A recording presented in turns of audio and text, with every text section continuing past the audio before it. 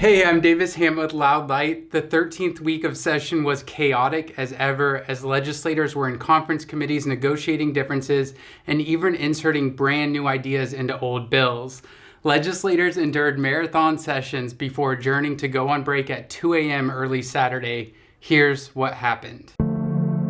Since 2020, election conspiracies have dominated the Kansas legislature, but for the fourth year in a row, efforts to abolish the 3-day grace period, which protects Kansans from being disenfranchised by slow postal service delivery, failed.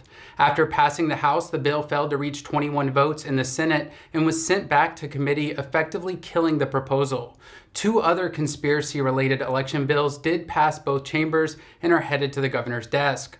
One would require the legislature to authorize any federal election aid, which could deny Kansas funding during national emergencies such as pandemics. The other would alter mail ballot envelopes and create a tracking system to prosecute anyone who assists more than 10 people in returning their ballots, which the state is already in litigation over. If the governor vetoes the bills, it is unclear if the legislature would be able to override her. Instead of debating and voting on individual tax cut proposals, legislative leadership has pushed bills that bundle together several tax cuts into a single bill. Late Friday night, a bill passed both chambers and is on its way to the governor, where it's unclear if she'll sign or veto it.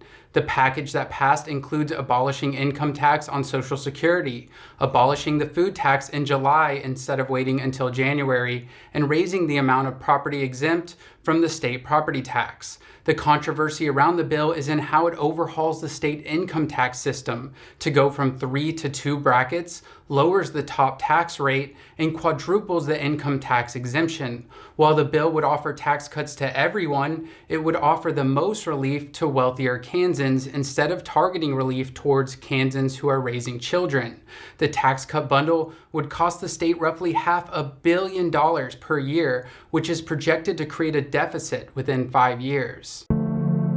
Following a controversial practice that has become normal in recent years, the legislature separated out the public school budget into a separate bill from the state budget. While both chambers passed the state budget, they adjourned before passing a school funding bill. Since school funding is roughly half of the state's budget, the governor will have to decide what to do with tax cut proposals that cut the state's income without knowing the state's actual expenses. School budget negotiations broke down as Representative Christy Williams pushed to add new policies into the school budget and cut funding. Now legislators will have to figure out school funding and how it plays into the state budget during the short wrap-up session at the end of April. A bill with major property rights infringements failed to pass the Senate after Senator Mike Thompson struggled to defend the bill's language on the Senate floor. The bill would have banned immigrants from specific countries from buying or leasing property in Kansas that's within 100 miles of a military installation, which is virtually the entire state.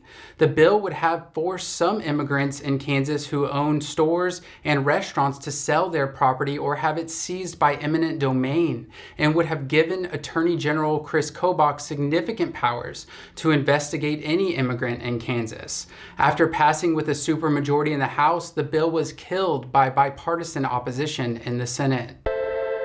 The legislature is on break until April 29th, when they return for a short wrap-up session to try to override vetoes and pass a final comprehensive state budget. During the break, many legislators hold public events to hear from constituents, so this is a great time to tell your representative and senator what you want them to do on big issues. If you appreciate these videos, please support them by becoming a monthly donor at loudlight.org/donate.